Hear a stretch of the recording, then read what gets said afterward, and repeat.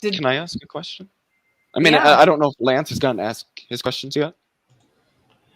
I had a question for Rebekah about something she had said earlier. Okay. So I don't know if we could pivot back to that. Yeah. So So wait, Leo, is your thing on this fine tuning thing? Did you want to make a point on this, or It was, but it's a question, and I think Lance should have the opportunity to ask some questions here. Cool. Okay, thanks. I appreciate that. Yeah, so Rebekah, you made some claim because earlier we were talking about because there was like the Pine Creek analogy to like saying God is an explanation and then saying like the universe, something about the universe is necessary or whatever.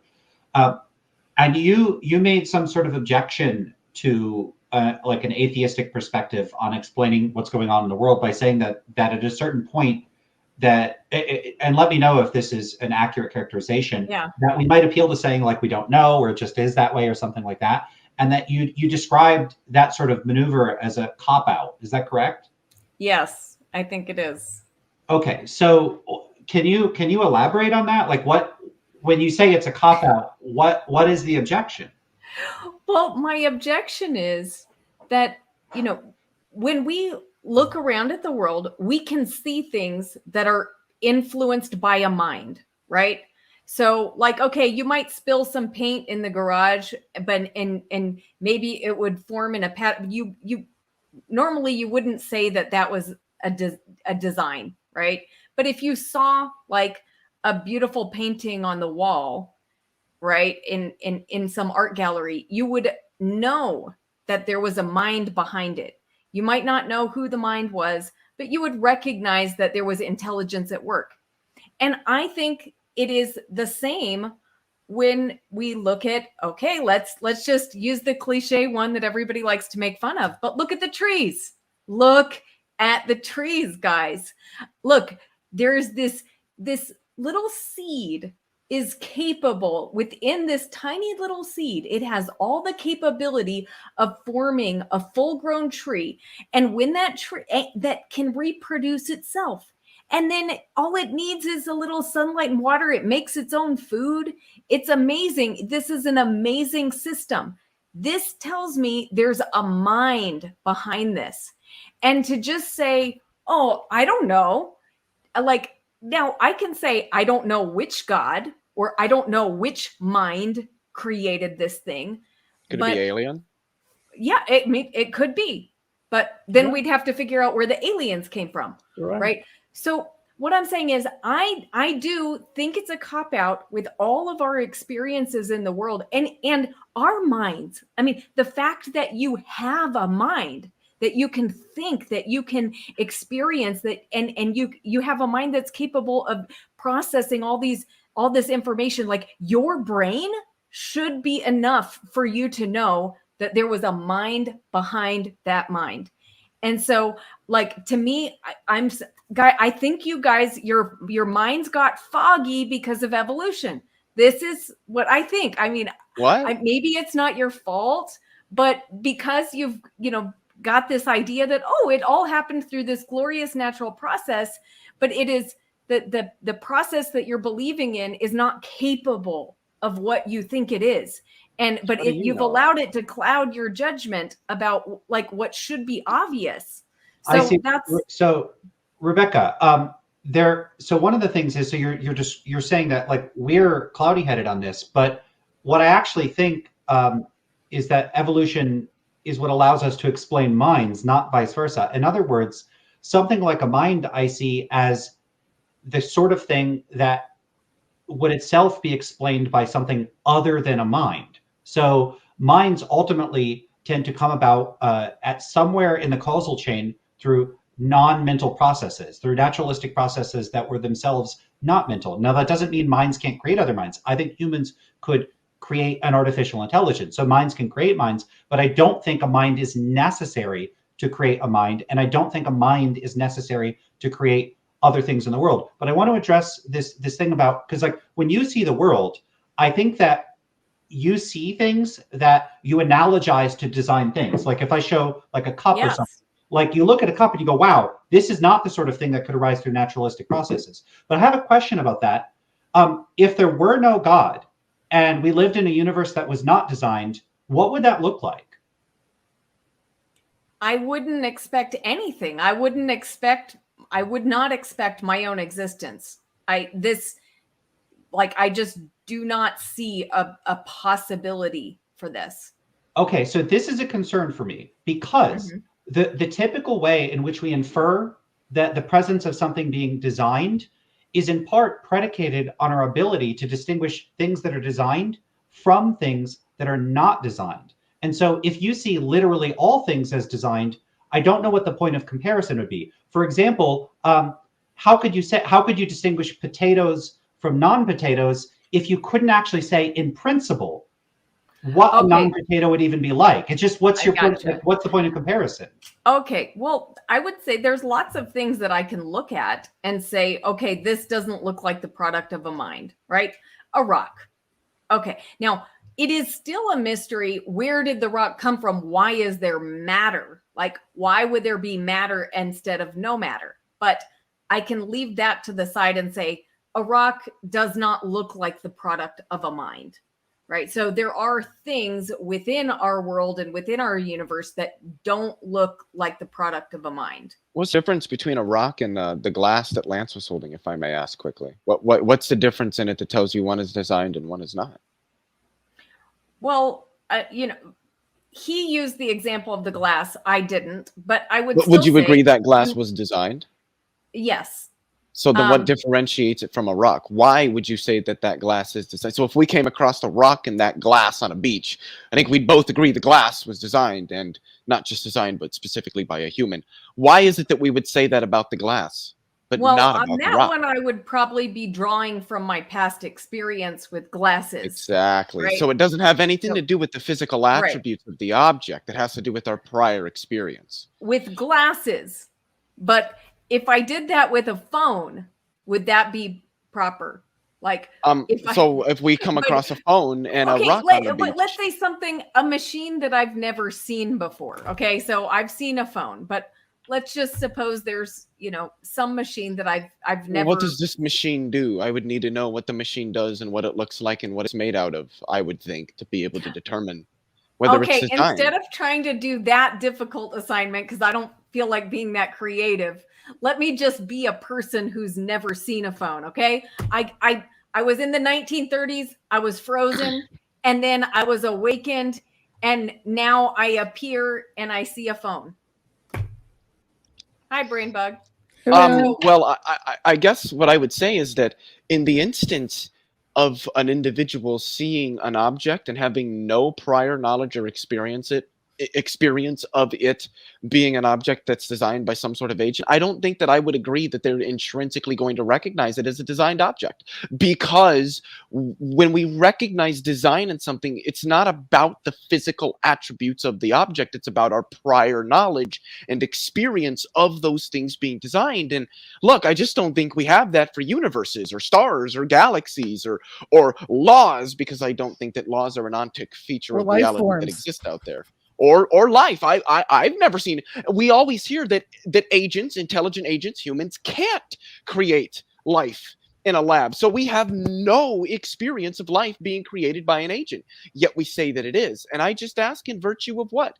And any feature you give me, whether it's complexity, I can point to things that aren't designed, which are complex, and things which are designed, which are not complex. You can say, well, it's specificity of function, and I can point to things that have functions which are not designed, and things which are designed which do not have functions. Any feature you give me, I will be able to show things that are not designed that have that feature, and things which are designed which do not. So it can't be the physical attributes, the complexity, the structure, the order, the function, any of that about an object from which we infer that it's designed. It has to be our prior knowledge and experience. So I just don't understand how we can infer that life is designed, because it's complex. Many things are complex. Black holes are complex. We don't know what black holes are. We don't know what's inside of them, but we know how they're created, and we know they're not designed by an agent.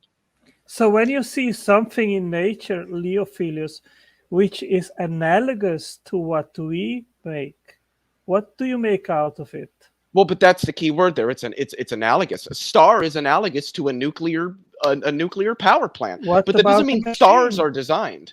What Wait, about guys, a machine we were or a on factory? Lance. I think he was in the middle of his like Oh, yeah, I'm so sorry. argument. So let's return to that for a minute. But I do have a question for you, Leo. But I want to hear the rest of Lance's train of thought because I don't think he really got to the meat of what's real quick, I bothering just him wanna say about my something. statement. I just want to say something about what Leo was saying. We do have synthetic life forms that we've made. So I mean, people have patents on them, different organisms that have been synthetically created in laboratories. But go on, Lance. We used life to make that synthetic life, though. That's the thing. We didn't start from Exactly. scratch. We've never seen intelligence make life. Yeah, I don't know if I have much more of the train of, like, maybe you're imagining a lot more to what I was going to say, but I don't think that there is. I guess I would just reiterate my concern, which is, I think, simpler than the other concerns that are being raised, which is, but similar in many ways too, which is that if everything is designed and you cannot conceive of what it would be like for something to not be designed, then you can't even conceive of any sort of reference of comparison for judging one thing to appear designed in the first place. Because if the only way anything does or could appear to you is as designed, like, then you're just saying all things necessarily appear designed. So again, if you cannot say what it would look like for something to not be designed. Now, you responded by pointing out that rocks don't look designed to you, and I think this is where the conversation moved on from that point, because then it appears that you are saying some things don't look designed. And then if we're going to ask what criteria you use to judge that, design things from non-design things, I think it is going to bottom out in some sort of specifiable set of characteristics. And that's going to draw on typically background knowledge about what sorts of things are designed versus what sorts of things are not designed. Because in principle, someone could very carefully design a rock that's indistinguishable from like a non-designed looking rock, and it would in fact look not designed. So what would actually allow us to know whether something is designed or not? It's nothing about, as was pointed out, the characteristics of the object in and of itself. It's something about knowledge about the likely inferences about what could have caused the object. And again, if the point of reference is background knowledge about things that we do know were caused by intelligent beings, but you think that the entire universe, including rocks, was caused by an intelligent being. Now I don't know what you're comparing it to, because I don't know what a universe would look like if there weren't a being that created all the things in it. So it looks like you kind of want to have your cake and eat it too, by both not specifying some sort of criteria of distinction and thinking you could draw distinctions. So I don't know if what I'm saying is coming out clearly, but like, rocks are designed on your view. God actually designed rocks, but also they don't look designed. So your distinction about what is and isn't designed doesn't seem to track facts about what is and isn't designed, because on your view, everything is designed. So it looks like your criteria doesn't match the reality. Well, Lance, the thing is, we are pattern recognition machines. We can recognize patterns, and upon this recognition, we can make sense if they are most likely the product of an intelligent agent or not. And if you see Mount Rushmore, then you see the faces sculptured there, then you intuitively, know that which part was sculptured by people. Yeah, but that doesn't hold up long term, Otangelo, because there's natural formations that we name after things that they look like. Oh, ship rock looks like a ship. Elephant rock looks like an elephant, and they're not designed to look like that. That's just the way that the oceans and the winds have sculpted them. Yeah, I agree. But all what I am saying is that inside of the universe, we can actually make a distinction and recognize things which most likely are the product of intelligence from things which have a structure which are just a product of natural forces like wind, rain, and so forth. So we know how to make that distinction. So the question is, when you have an object which you know that was made by humans, which we know the source, where it was made from, and then you have an analogous object where we don't know the origin of that analogous object, then in my understanding, it is the most reasonable one inference to say, okay, probably it was the same agent or a source which made that thing, which we don't know where it came from, but it is similar to the other thing which we know where it came from. Hold on, but don't think like rain and natural weather patterns and stuff were designed by God? What I am saying is that there are forces which are not determined by a direct action by God. I mean, each raindrop which falls from the cloud to the earth, it wasn't directed by God to have that specific trajectory from the rain, from the cloud to the earth.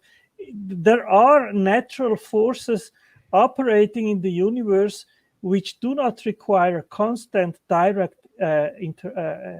action from because God. He set it up like a Rube Goldberg machine to do it automatically, but he still controlled that that raindrop was going to hit at that angle and take off that much of the calcium and cause that kind of wear each drop. And he knew what it was going to do, right? I mean, he created everything.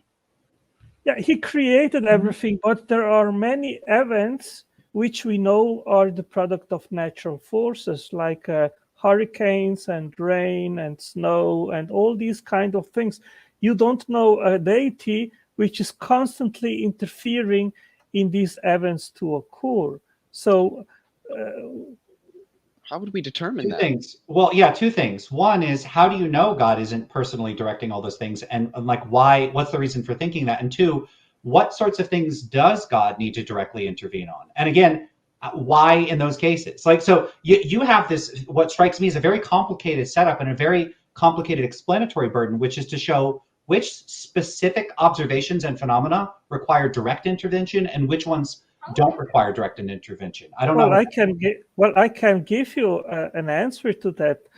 Listen carefully. Cells have a codified description of themselves in digital form stored in genes and have the machinery to transform that blueprint through information transfer into an identical representation in analog 3D form, the physical reality of that description. And we can use Bayesian probability or abductive reasoning, and an intelligent cause is then the best explanation, because we only have observed that intelligence does such things. Affirming the consequent. Intelligence can do X, therefore when we see X, it must be the result of intelligence. That's just affirming the consequent. Yeah, also, if you're going to be a Bayesian about this sort of thing, I'm just going to, there's a good chance I'll just have different priors than you. So like my priors on, God did it are pretty low. And then my priors on Christianity are especially low. I don't know how you're going to end up giving me some sort of analysis of the evidence that causes me to update in favor of those, even having like a 1 in 100 million chance of being true.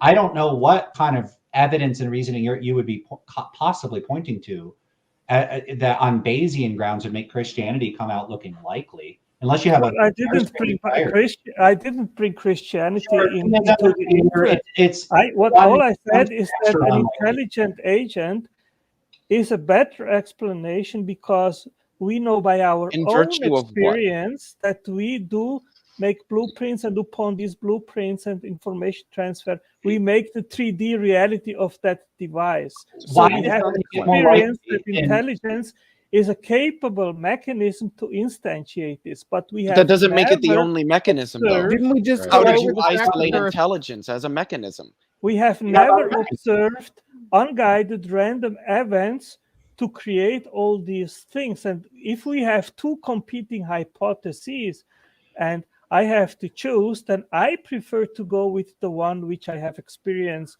that it is capable to do this, rather than the other one which I've never observed capable to do and to instantiate this. Didn't we just go over the fact that there are things that look like they were blueprinted and then things that don't look like they were blueprinted, though? I mean, I thought that was part of the conversation we were having with Rebekah, right? Lance's point was completely missed. Like Otangelo just went around it. So it seemed to me that what Lance was getting at is that if you're going to ultimately reduce everything to being designed by God, then you don't seem to have a criteria to determine what is designed from what is not. So what do you even mean when you say that something's designed? And it's even worse when you're going to say that something's designed, but it doesn't look like it is. what standard are you using to determine something which is designed from which is not? And if I can give sort of a thought experiment to I hope paint the point that Lance was trying to make. Say you have a rock, just a rock, and now say you have another rock, but a human took this from, say, a nice even brick of stone and chipped it to intentionally make it look like a rock. How would you determine which one of those was designed and which one wasn't? Yeah, I want to build on that too, though, which is, we keep being told that like an intelligence is the best explanation or this sort of thing. Now, explanation typically in science, like a good scientific theory, a proposed explanation is it's sort of not only is it able to account for all of our observations, but typically it has a few other properties that make it, an especially good account. One is that we're able to make predictions with that account, and the other is that we're able to sort of do work with that account. So we could actually apply it in ways where like we could achieve surprising and otherwise unexpected results. Like in other words, a good scientific account is one that like you could do something with it. The kinds of accounts that we're getting with like God explains things, they don't have these characteristics. They don't really allow us to make predictions, and they don't really allow us to build things or do things. They don't have the kind of productivity to represent functional research programs on which people can build and make, produce new things and make new predictions and understand the world in a better way. Science has consistently shown when it's applied to solving problems that it has this capacity to actually, like, I can do more given our contemporary understanding of physics. We can make better predictions. We can cure diseases with our modern understanding of biochemistry. Nothing about God did it type explanations has ever shown the faintest bit of capacity to produce a single innovation, not one.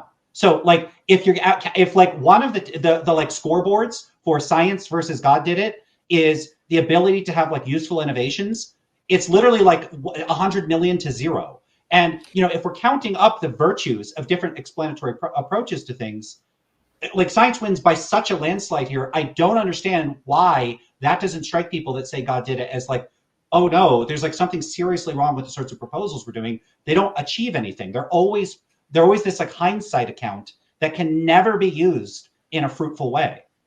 Lance, the competing mechanisms are not science against God. Science isn't a mechanism. Science is a faculty which we use to investigate things. The competing hypotheses are, one is there is intelligence involved, and the other there are unguided, random, stochastic events which eventually produce the effect in question. And we know by experience that we as intelligent agents, we can make blueprints, machines, factories, computers, transistors, and energy turbines, and all these sort of things. We have never observed that stochastic unguided events can produce all these things. And that is precisely what we see also in molecular biology, where we have cells which are factories, which are full of molecular machines, which are proteins, which Stars have are factories turbines, too. Which are ATP synthase enzymes. What about stars? And so forth. So and we have genes which are information storage mechanisms, which are like computers which store hardware and software. So we have, analogous to what we produce, we have discovered this in molecular biology. So I think similar effects have similar causes. Well, I mean, ultimately, you're just analogizing to those when we've never seen the actual structures designed by an intelligence. But stars are factories too. I mean, there where all the elements are forged. Who creates stars? Is it the star fairies? Well, of course, we believe God created the stars too. Are you sure it wasn't gravity that creates stars? He always brings in stars and things like from cosmology. Well, yeah, but it's because stars are factories. Biology. Well, but the thing is that the star factory isn't maybe a blueprint like we see in genes. What do you mean by blueprint? Where's the blueprint at? The blueprint is stored in genes. So is it just life that has a blueprint, or all things? What do you even mean by when you say blueprint? I don't know what you're talking about. I don't know what you're referring to. Okay, I am referring to the information which is stored in genes, which is the sequence of nucleotides, which direct the making of proteins, which direct the assembly of the amino acids, which then fold into 3D form and form proteins. That's cool. I could say the same thing about atoms. Can I finish, please? Yeah, you've made your point already. No, I didn't. Yes, you did. It is the sequence of nucleotides which directs the sequence of amino acids. Yeah, so I could say the same thing about atoms. The sequence of electrons in the electron cloud around an atom is the information which prescribes how atoms are going to behave and interact with each other, and which atoms are going to behave and interact with which other atoms. And this prescribes the creation of the manufacturing of elements. And not elements, molecules and other things like that. So yeah, the electron clouds, the orbitrons, you could say, of atoms are the blueprints for essentially all of the higher order matter in the universe. So we know exactly why this is the case. We know why it is electrons that determine the chemical structure of any particular element, and why the elements interact in the ways that they do. And we know that it doesn't have anything to do with intelligence. So we can see that there are in fact blueprints in nature that aren't the result of intelligence. Like I said, any feature you point to, I can point to where it also exists in reality, and where we also know that it wasn't the result of intelligence. It's careful wording too. Using a blueprint suggests that there was a blueprint prior to all these things, and that's not how it was. The word is there was no blueprint to the universe or anything else. And these are used tricky words they use to infer that God sat down and drew out a blueprint, but they can't produce the blueprint. Well, guys, I mean, even said analogized, and they're analogies. But the design words are prevalent even in, you watch some science documentary on TV, it's going to say nature has designed. Yep. Nature is inanimate. It doesn't design. And so, but even in the speech, it's very hard to avoid this language. Right. Like erosion's a good example of that. The way that the wind erodes rocks down to make it look rounded or what have you, or a glacier strews boulders across the plains.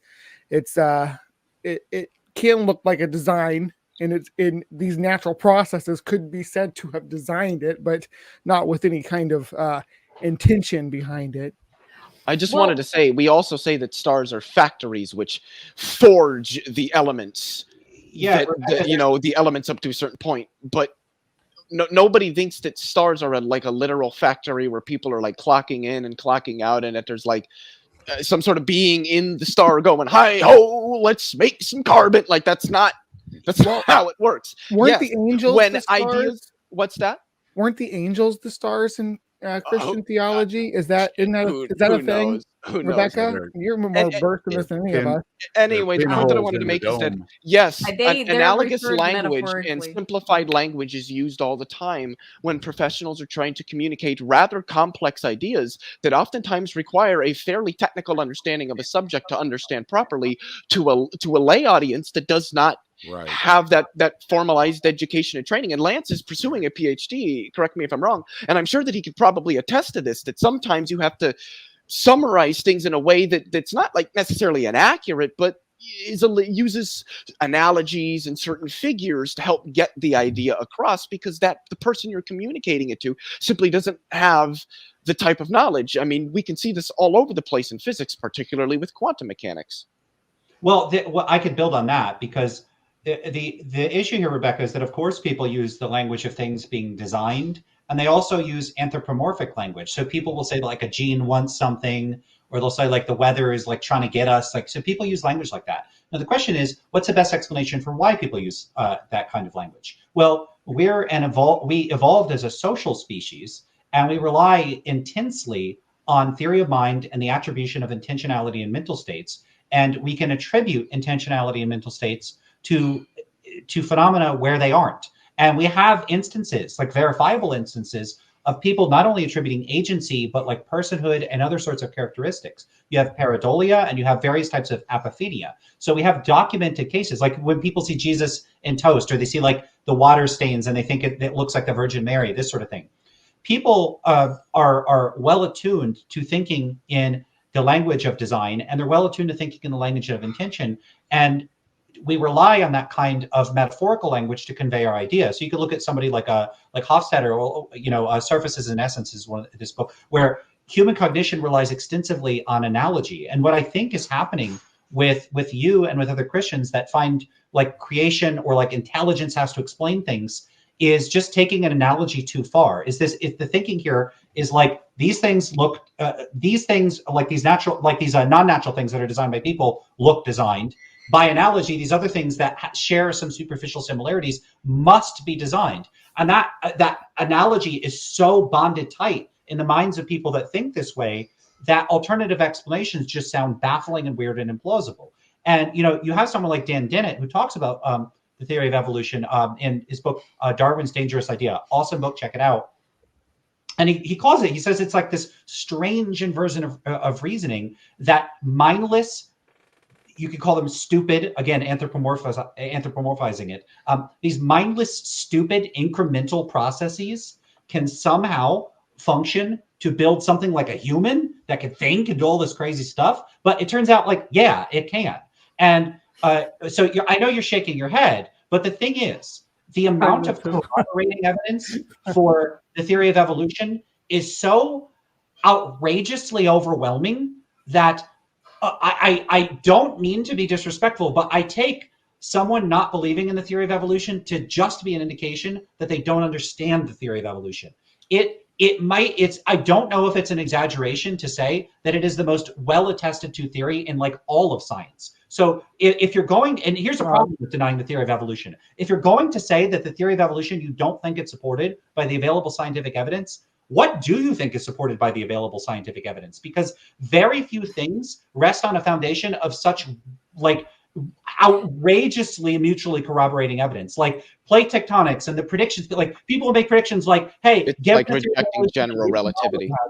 Yeah, like given the model that we have, we should expect to find marsupials in Antarctica, and then we go and we do, or the prediction that they would find Tiktaalik. These sorts of things. The amount of predictions we could make by appealing to the theory of evolution is ridiculous and really oil. Please talk about oil, because we find oil based on the theory of evolution. Exactly, like, radiometric dating, and like you could fill like a 5,000 page book with the amount of predictions you could make based on the theory of evolution. The amount of predictions you could make based on God made us, none.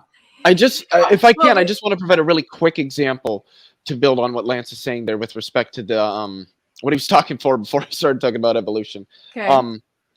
It's that we use certain language to describe our everyday experience. This is we can see this even with something like when we say that the sun rises and the sun sets. The sun does not rise and set in the sky. That's not a thing the sun does. The earth rotates, and we can observe the fact that it's rotating to and away from the world. Any point on its surface will rotate to and away from the sun. We call that the sun rising and the sun setting. So he's entirely correct there. We're limited by our language, and because of humans and because of the way that we have evolutionarily developed, we use a lot of analogous language, and we can see this going further back in history that it was much more prevalent to speak this way, read like the Bible and everything, that analogous language and metaphors and things like this are an integral part of how humans communicate. And that oftentimes people seem to take the analogous descriptions of things literally. Like if I thought that a star is a literal factory in which there's a literal forging of elements by some sort of intelligence, that would just be quite frankly absurd. Or that I thought that the electron clouds of atoms were the literal blueprints for molecular structure and reality, that wouldn't really be an accurate way. It's an analogous way of describing it, but that's not, it's not as if something made it have to be that way. Well, I disagree very strongly with, and I understand you guys' points about the way we use language. So I'm not going to strongly disagree with that, because I think you made some good points. But I I will strongly disagree with what Lance said about there being overwhelming evidence for evolution and so well attested and stuff. Now, I don't expect to convince any of you in this conversation because I know that you've been told for a very long time all of these things. So I know it's probably useless. You haven't been told things? I have. Okay. Yes. There are libraries. In fact, I know I was indoctrinated into evolution by the time I was in 5th grade. I was thoroughly indoctrinated by 5th grade. Libraries filled with books are all indoctrination by some conspiracy by who? Okay, guys, we're going to have to slow down. I'm not going to make broad pronouncements about books in libraries. Okay. No, I mean, texts and universities, and they're all of biology is evolution. What is the conspiracy? Okay, can I make a quick point about this though? Which yes. is being told this, but I wasn't just told this. Like I took a lot of courses on the topic as both an undergrad and in graduate school. I've published papers that employ evolutionary theory. So like, I'm not just someone that was told this. He's handled the data. He's handled the raw data as they're doing the research. Not directly handling raw data, but I'm like familiar with it. It's not like someone just told me there's a lot of evidence. Oh, you haven't been in the field. Okay. What is the Lance, what is the end game? Is there like, I mean, do you think it's a conspiracy or something, Rebekah? I mean, why do all these scientists? It's not a conspiracy. It's a mistake. It's an error. All the biologists are wrong? Not about everything. I'm sure they're right about many things. Dave, the truth is that all of biology, evolutionary biologists which work in the field, they agree that the complexity of multicellular organisms is far more complex than just on a genetic level. There is also epigenetic information. There are over 45 biology is all based on evolution. There are over 45 epigenetic. I don't care, Otangelo. The point was all of biology is based on evolution. Because you go off on these tangent straw man. Guys, I need to interrupt for a technical issue. I'm sorry. I need to interrupt for a technical issue. I need to interrupt. Sorry. Somebody named Visible was just trying to join. And I just wanted to let you know, you're welcome to come back. I didn't let you in because you didn't have your camera on, and I have to make sure that you don't have to have your camera on while we're talking on screen, but I need to see your face backstage just so I know you're not like a weird flasher exposing yourself, because we did have that problem. So Visible, I need to see your face before I can let you in. Thank you. Okay, go ahead. Continue. But Dave is a point. Like this doesn't bear on the truth of evolution. Sure, life is complex. It's extremely complex. More so than beyond which what any intelligent agent, and that's very true. Beyond which what any reasonable intelligent agent would do. I mean, there's a lot, especially like photosynthesis and shit. Oh my god, that is so fucking complex. And our solar panels are more efficient than plants. And we are intelligent agents. We're the fuck God with plants. Wouldn't a loving God give us, a little green stuff on top of our heads so we didn't have to kill to survive? Right. We'd have our own photosynthesis. That'd be right. It's not out of the design realm. There's already plants that do it. You know what? And that one always bothered me on a loving God that created us to kill to survive. Even if you say killing other plants. Even as a vegan, you're killing plants. But if you had your own green on your roof and you could, do your own photosynthesis. Well, the problem is there's nothing. You could produce your own energy. There's nothing that produces enough energy to be as mobile and active as an animal is. Well, you couldn't absorb energy from the sun to function. Even animals that have some sort of photosynthesis still consume food. I'm asking from a creator perspective. Okay. Sorry, I did want to. If you're going to make a creation that can do it, you know what I mean? Why not just spread it across all of creation, and then nothing would have to kill to survive? We could just bask in the sun, and that's all good by me too.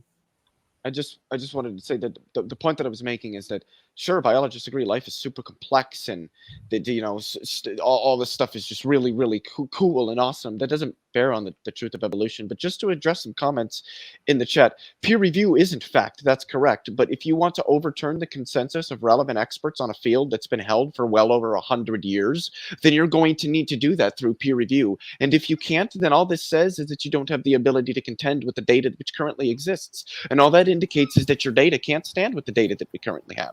Nobody's saying that's like a consensus or a peer review is 100% fact and you can't ever question it. All it's saying is that this is what all of the relevant data that we have been capable of receiving with respect to our understanding about the things that we have been capable of meaningfully exploring, these are the conclusions that we have been capable of reaching. These are the conclusions that best accord with the observations that we're making. They tell us what's going to happen in the future, and then it does. They explicate the things that are happening now by giving us meaningful mechanisms to show us the interactions taking place. And they just overall, they're theoretically virtuous. They're parsimonious. They fit with our philosophical and our scientific paradigms. And that is why all of the professionals happen to agree with it. And it is very true what I said earlier. If you're going to reject evolutionary theory, it's literally like rejecting general relativity because you want to believe that the Earth is flat. Leo, Phileas, I've heard that there are some peer review groups that are kind of just shams. They're not the real deal. Do you happen to know, can you give us suggestions on how to differentiate between the real proper peer review and the ones that are shams? I would say that it's hard because there's a number of tells with the sham, generally like the name of it, and like doing background searches and trying to say, okay, who's publishing in this? What's their background? What are they talking about? How does that fare with what other publications are, you know, or rather with what the publications or the papers in other publications are saying about the same subject, and kind of getting an idea of where the relevant experts happen to stand on that subject. And so when you look at, Brainbug might know the name of the creationist journal. I think like Answers in Genesis has it or something. The Creation Journal or Creation Science. I guess if it's being published in the Lancet, you know, it's probably pretty good. And some have really good. Or you know, Nature Journal, the journal Science, Cell. I mean. And the thing is, it's like when other people cite the work too, that's always a good indication. Yes, exactly. Citation, yes. Is that the data is corroborated. Other scientists are taking this data, using it, and trying to go further. And they're not finding out that it's wrong. And if somehow aspects of evolutionary theory are completely wrong, and apparently have been for decades, how come the experts haven't been capable of figuring it out? It's either we're going to posit that all of the relevant experts are somehow incompetent with respect to their own fields, which I think is a claim one would be hard-pressed to demonstrate, or at the end of the day, what you're doing is you're positing some sort of conspiracy. Bingo. That's what I keep asking. What is the end game? Thank you, Leo. Because there are several evolutionary biologists out there which confirm that the theory as it is now is incomplete, and yes, so is general relativity. Most theories are incomplete. I think so is quantum mechanics. That's why we have scientists that go to work every day trying to figure these things out. You think humans have a perfect understanding of reality? I've not finished my sentence. What discipline Why do you think are you guys interrupting me? Wait, can I interrupt really quick? I just wanted to say hi and congratulations to Travis, as he is the atheist of the month, and he wasn't at the stream where he won the award. But Travis, please send me I don't think I have your email. If you send me an email, I'll send you your prize. Thanks. Atheist of the month. Well, congratulations. Yep. Atheist of the month wins a $50 Amazon gift card. Oh. Wow. I had no idea such a prize was even available. That's pretty cool. That's a lot of hornworms. I assume you also have a Christian of the Month award, right? No. She does. Oh. Whoa, so much bias. What? Hey, Christians already have an eternal reward in heaven. I'm gotta give the atheist something. Oh, that's a good answer. So, okay, but back to you guys. I think you guys, Otangelo was arguing with you guys. So I think Otangelo was about to make a point.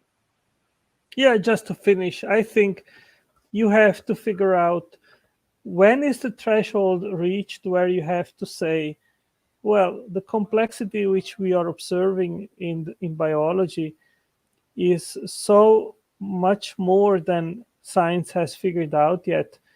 It seems that just evolutionary mechanisms, or when we are talking about abiogenesis, random stochastic events, are simply not sufficient to bring forward what is being unraveled.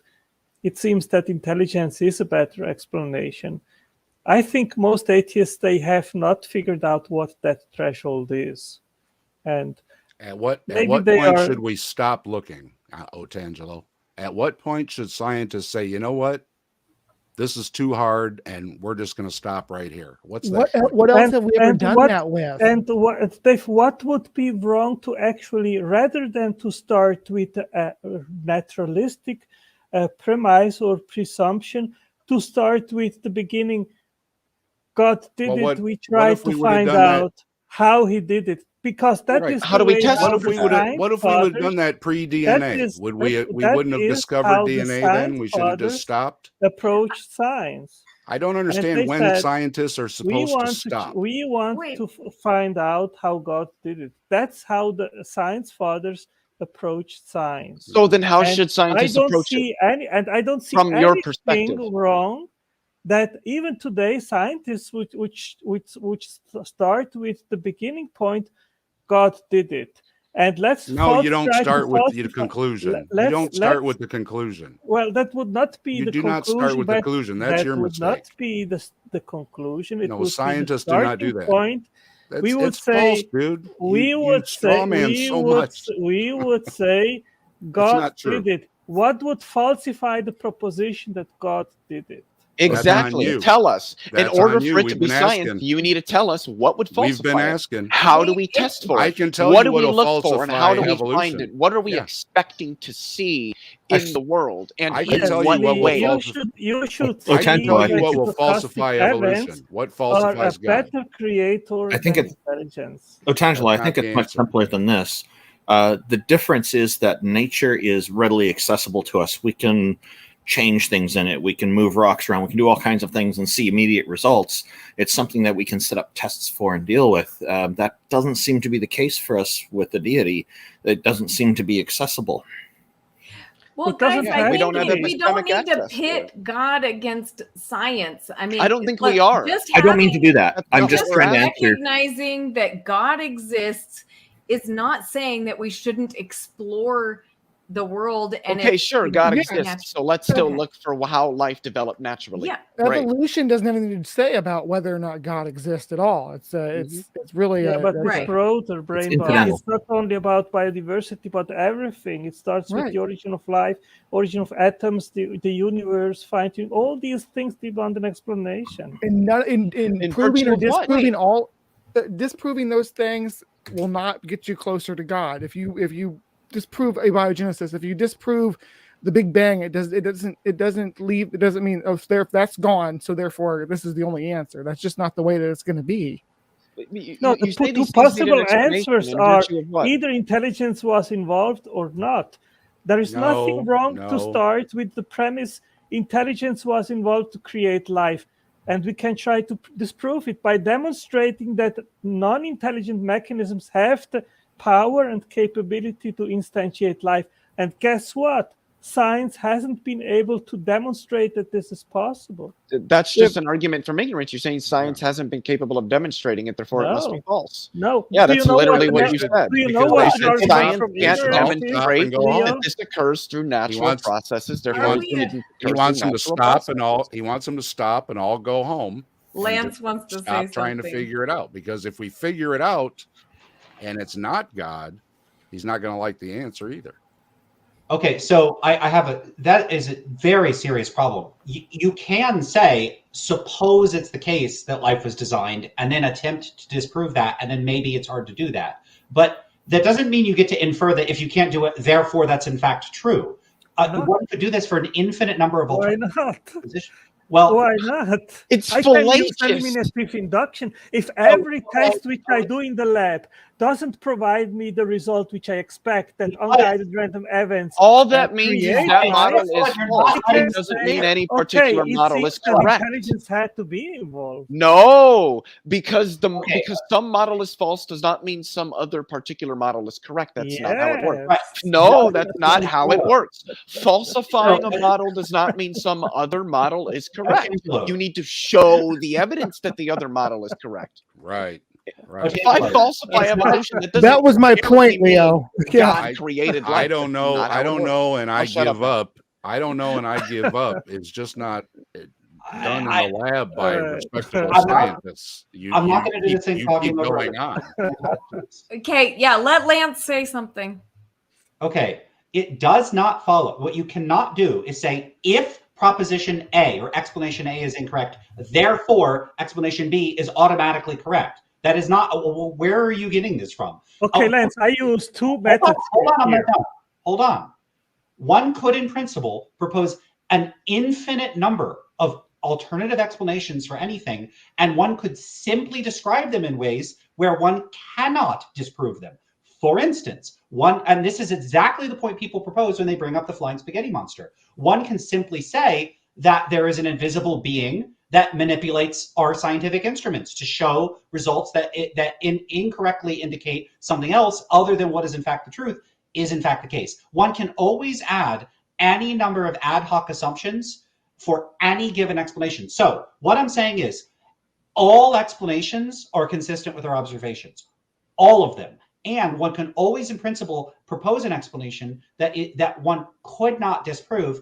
It's because any attempt to disprove it, one can then generate an ad hoc feature of one's theory to account for that attempt to disprove it. So it seems like what you want to do is this illicit move of setting your position up as some default against which all rival positions have to overcome. And what that can allow you to do is to always move the goalposts so that any attempt to show that you're wrong just doesn't work by making an ad hoc assumption. That's exactly what evolutionary biology is doing. It is constantly moving the goalpost, and in abiogenesis, is it the same? They say, okay, metabolism first proposition, it doesn't work. Let's try RNA world. Okay, RNA world doesn't work. Okay, let's try the hydrothermal vents if that works. Okay, that doesn't work. And they have over 40 different propositions of how life could have started. Is the one and none of these propositions works, but they never come to the threshold to say, okay, it seems we have exhausted naturalistic explanations. It seems that an intelligent cause let's go home requires call it to a game. Be involved in creating life. You haven't shown that intelligence is required. So look, the thing about that is I don't normally invoke fallacies, but what you just did is a two quote fallacy. It's like a U2. So I've made this critique of your perspective, and then you just say, well, you guys do it too. Well, if that were the case, that would mean neither of us is justified. But again, it seems like you think that if nobody's justified, you win. That's not how reasoning works. It doesn't work. I use two methods. One is eliminative induction, where science has failed to provide evidence that naturalistic explanations explain abiogenesis, and I use inference to the best explanation, where I say intelligence seems to be the best explanation to explain the origin of information, of energy generating machines like ATP synthase, and metabolism, which also is required, which are three things which at the same time need to be there to start life. And we know by own experience that intelligence makes blueprints. We know that intelligence makes energy failures add to the knowledge. We know that we're just reiterating claims at this point. Yes. Failures add to the knowledge. Otangelo, good explanations make predictions. What predictions are intelligent design explanations for biological diversity making? Where is this getting published? What kind of productive research lines are out there? No. The answer is none. No, I don't need to do Lance, I don't need to make predictions, because we know by experience already. We know by experience. Wait, did he just say he doesn't need to make predictions? Yeah, because he doesn't. Did he really just say that? He doesn't know how to do science. Guys, look, Can I interrupt with a related, but just kind of, what the whole point I'm trying to get at with this talk about, we can clearly say that things are designed. So have you guys had the experience of like trying to take a camera and take a picture and not being able to capture what you see with your eyes? Absolutely. Okay. And it's like frustrating because it's like, oh, this is so much more beautiful. Beautiful sunset. No, just a blur on the camera. Yes, I get what you're saying. And so you've got this incredible camera, but your eye is better than that. Now, would it be logical to say that, a camera of any type could come about by purely random time, chance, and natural processes? Well, I don't think just say that we have eyes. We have multiple different kinds of eyes that have evolved in different lineages throughout the evolutionary history of the world, and we see each of those eyes in real time and in the fossil record going from more and more complex to, and we have live examples now, like you have organisms that just have ocelli, just basically eye spots that just absorb light and shadow. And you have eyes that are orders of magnitude better than ours. Birds and insects, for instance, seeing spectrums of light far beyond what anything we can see. They have superior eyes. With an octopus too, right? But that's beside the point. Look, I recognize there's all different types of eyes, and some, animals can see better than us. But the point is that for me personally, when my eyes work better than my camera, which has been designed to do this, right? But why would I think that my eye could come about by time and chance? I don't have a good reason to believe that. When my eyes are proof to me of a mind behind its function. So the camera on your phone's probably better than your eye. Actually, there's a difference. Like we can see the mountains clearly as well as things close up all at the same time. A lot of cameras, the lenses have this depth perception thing going on. Now, Canon, I think, invented a lens about 10 years ago, maybe even 20 years ago, that gets rid of all that depth perception and just shows everything clearly. And when I've talked to photographers about it, none of them want it. They all want the depth perception stuff. But to me, I'm thinking, this would be great. I could take pictures that'll be just like what I see. And then I looked into the price of the lens. It was over $1,200. And I thought, okay, I'm not a camera enthusiast, so I'm not going to get that. But we can make things better. And Leo did raise a good point about the microscope being able telescope. Yeah, telescope's another great example. These things can see things and magnify things in ways that our eyes naturally can't. So, it's always a trade-off. But I mean, I don't know how this addresses design, though, because from the way evolutionary theory is showing the progression of things and progression of different species, that ancestral species, and seeing the eye getting better most of the time, progressing most of the time. Can we ask Rebekah what feature about the eye specifically is where she draws the line and says this could not have come about naturally? Good question. I like your butterfly neon light back there, by the way. I actually wrote an article for Evolution News in regards of the origin and evolution of the eye. And the main protein which captures photons is rhodopsin. You know that probably, Brainbug. And rhodopsin is a protein which is made of two parts. One is opsin and the other is retinal. If they don't work in a joint venture together, you don't have capture of photons, and you don't have transmission and the signal transduction pathway to have a signal which then can be transmitted to the brain. And the question, of course, is what is the evolutionary trajectory to have retinal and opsin working together? Do all eyes have that? Or yes, even eyes? Or? Yes, even eye spots, which are very complex. They have over 700 different proteins to work together. I can give you a link and you guys can read about it. It is very fascinating. I'm curious, Otangelo. I don't mean to make this sound like a personal slight, but I noticed that you and Leo are both wearing glasses. what does this say about the design of the eye?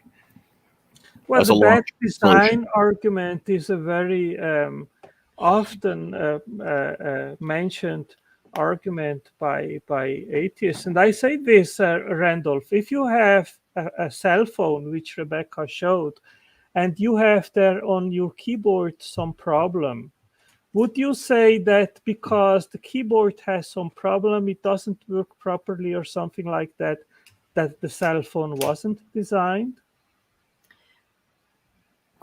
No, not by a perfect agent, certainly, or an omnipotent one.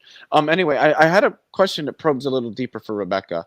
I never got to answer Brainbug's question, but I wanted your answer too. But I'm sorry, I didn't. Oh, no. I want to hear your question too, Leo. But I want to answer. Yeah, but you go first. Shit, it's your. He answered. It's your channel. He asked, what's the dividing line? What would make me say this is not designed?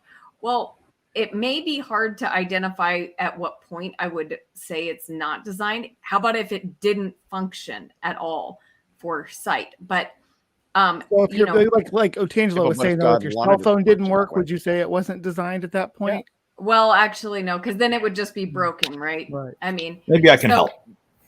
Maybe there's a range of different factors that kind of work together, and it's almost like an intuitive decision. You're looking at a number of different factors. Would that sound fair? Well, yeah. I mean, look, right now I have this amazing thing that can it can see images, it can process them, send them to my brain, and not only that, but all the cells are working together in harmony. And not only that, but there's a system to supply those cells with energy. How do all these systems come together in a way that's possible? Okay, Lance has a question, but I want to go to Leo's question. Yeah, it's a simple question. Okay. Sorry. Oh, were you going to Leo first? No. Lance, go ahead. Go ahead. Oh, why do blind cavefish have eyes? Their eyes don't function. That's called devolution.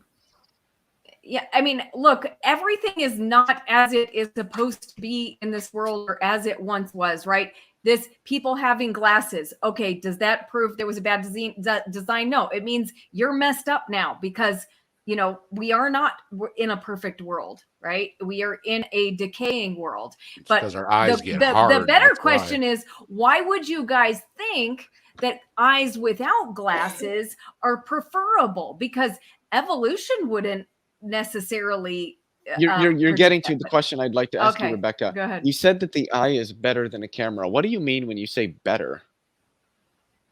Well, I mean, because it has the point I was specifically making, although there's probably more points to make. And so I'll start by saying my ability to view the world is superior to what the camera can capture of the images that I see. Now, even if that's not true, but it doesn't matter. In what sense? So, like, what do you mean when you say? Are you saying that your ability, your eye's ability to capture visually things supersedes that of a camera? Well, I mean, when I take a picture with the camera, it's not as good as what I see. It's not as vivid. It's not as brilliant. It's not. But let me go even farther. In virtue of what, though? Like what? So, like, what standard are you using to determine whether a camera is good or bad? Well, I'm comparing it to my own vision. Okay, so I mean, so it's your standard. So somebody might say, well, look, I think what was it, like Dave or Lance or maybe Randolph was saying that there's cameras that get rid of that focus ability, but there's a lot of photographers that don't want that, and there's reasons that they don't want that. So they would probably say that's better than some other cameras or even the eye.